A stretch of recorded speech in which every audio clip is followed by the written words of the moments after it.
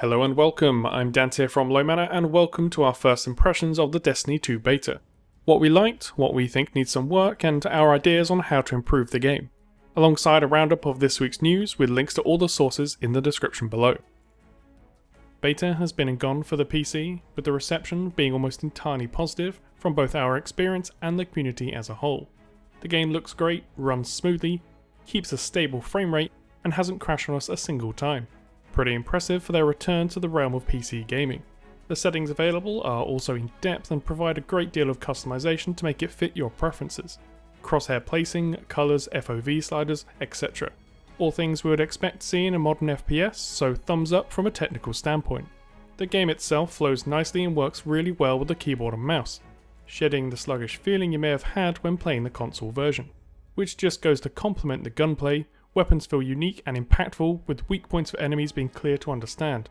And what little gear does drop in the beta is for the most part pretty clear on what style of play it suits best, and with the nodes within each adding some customization for various playstyles. So again, all positive in terms of the player experience. Even though we didn't have that much content to play through, what we did have was great fun. All the classes feel like they have a place, especially in PvE. It's just a shame we don't get to see how the leveling process will work. But you can't expect too much from a small slice of the game. Just means more to experience once we finally get the full version in our hands. That said, even though this is a small part of the game, there are a few quality of life changes that we think would help the game really stand out. First off, some simple UI changes to bring the game in line with other PC games not on the current console styles. Seems minor, but when the UI is this clunky, it will start to grate on you, and considering I'd expect many people to be spending hundreds of hours in Destiny 2 over the next few years, this is a pretty easy fix. This also applies to the chat windows, which currently shows your full name, which luckily can be disabled in the options but should be turned off as standard. And the chat window itself needs to fade away automatically, not to be manually hid. Not something you want to be worrying about in the middle of a firefight really. Along the same lines is something I think both the console and PC versions could do with. Cooldown timers. The current cooldowns don't actually tell you that much useful information at a glance. And yes, in time you will likely become used to these cooldowns, but that's not a great excuse for keeping them this vague. This takes us on to the final part of the UI that could use some tweaks. Equipment. The gear layout screen is well laid out and clear. Switching out gear is nice and easy. But what each piece of gear actually does isn't. None of the weapons tell you how much damage they do per shot or DPS etc. I'd assume this is to lessen the amount of metagaming that goes on, although let's be honest, that's going to happen anyway. But it will be down to the community to work this out when Bungie could make it clear. Personally, I think the more annoying missing stats is related to armor. We have the 3 new stats that seem to have a value from about 1 to 10, at least in the beta gear, but at no point does the game actually tell you what that means. You should be able to just mouse over and know what your movement speed increase is, how much damage you are preventing, and how much faster you will recover. Otherwise, yet again, we are relying on the community to figure out something that should already be clear. Now it's time for the slightly more controversial things from the beta, all of which is based around the PvP. I'll start with the lighter issues of lag. Bungie opted to stick with the peer-to-peer connections, albeit with notable improvements, but clearly it's no match for true dedicated servers. It may not be every game, but when you get a lobby with a terrible connection, the quality of the game suffers, which on occasion in quick play isn't that much of an issue. But when it ruins your win streak in comp or costs you some gear, it's going to be remarkably frustrating. Again, it's still in beta, so there's no telling how well this is going to work in the final product come October. So if you've looked at pretty much any feedback on the forums, Reddit, Twitch, YouTube, or any other media for that matter, you have probably been hearing about the controversy with aim assist in the PC version. I'm going to attempt to take a nuanced approach as there are 2 conflicting sides to this, which leads to a couple of options Bungie needs to take which will impact how the game is seen in the long term. First off, the general consensus from pretty much the entire PC community is that aim assist has no place in a competitive shooter. The chosen method by the significant majority is keyboard and mouse, creating a level playing field for everyone. It reduces significant issues when trying to balance controllers versus keyboard and mouse, as they both have different advantages. Map layouts can make it harder for one control method over the other. Weapons may be unexpectedly powerful on one over the other, etc. It also opens the door to exploits that are borderline aimbots when combined with a keyboard and mouse. And considering the length Bungie has gone to reduce hacking, aimbots and other cheats, it seems a bit of an oversight to then allow such an obvious window to exploit the mechanic.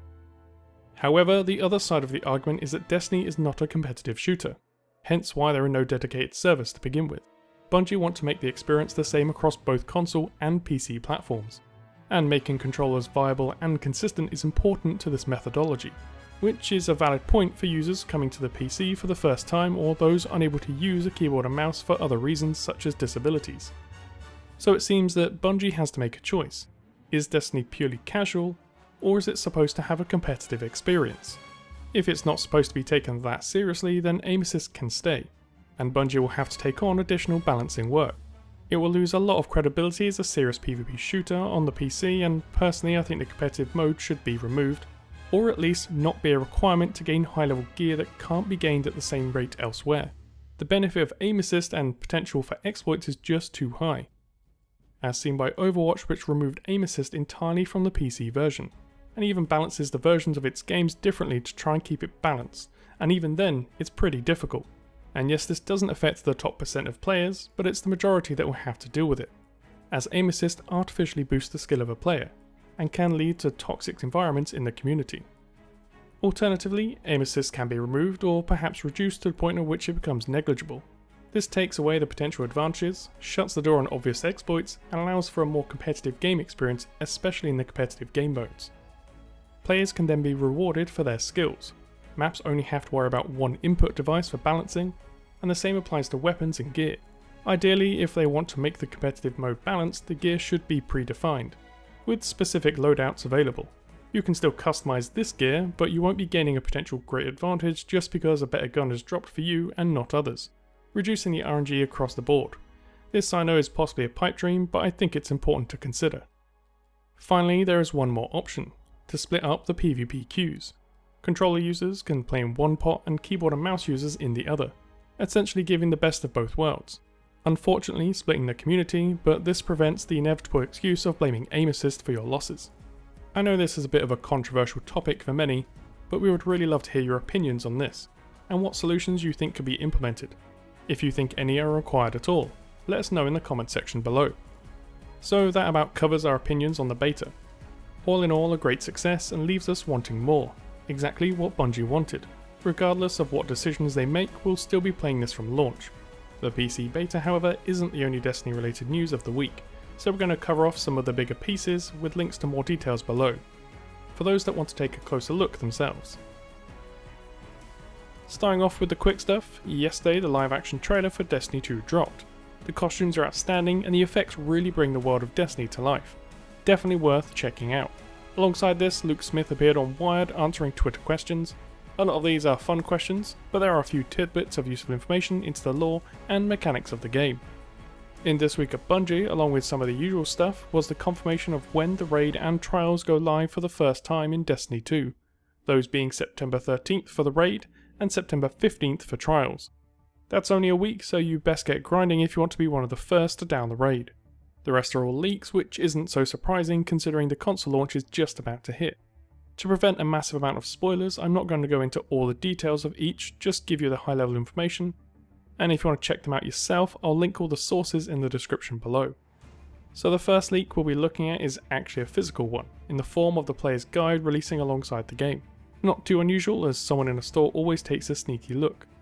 Contained within is the confirmation of the third subclass for each class and their entire skill trees. For the Hunters, we have the Night Stalkers with Way of the Trapper and Way of the Pathfinder. Warlock has Stormcaller with the Attunement of Ions and Attunement of the Elements. And finally, the Titan has the Sunbreaker with the Code of the Fireforged and the Code of the Siegebreaker. You can check out all the full details of these in the links below. It seems Bungie has been able to keep all of the subclasses unique with only a little crossover, so that all classes should have at least one subclass you will enjoy. Next up, all of the exotics, locations and activities for Destiny 2 release have been leaked. Well, at least the names of each. You can check out the full list with some of the nice infographics on the links in the description. And finally, the last one isn't really a leak as such, more of a hack, but someone managed to get into the live servers of Destiny 2 for over 5 hours. So as you can imagine, loads of information was gathered before they were shut down. Not wanting to spoil anything, we'll again just link some of this in the description below if you want to check it out. So that's it for this week's news roundup. With only a few days to go until Destiny 2 hits the consoles, how many of you are going to be picking it up, or are you waiting for the PC version? Perhaps even both. What did you think of the PC beta as a whole? Do you have any opinions on aim assist? Let us know in the comment section below. As always, we'd love to hear what you think. Thanks for watching our impressions of the Destiny 2 PC beta. If you like this episode, please hit that like button. Subscribe to see more content for Destiny 2, Overwatch and eventually Anthem. Click the little bell for notifications on when new content goes live. And until next time, I've been Dante.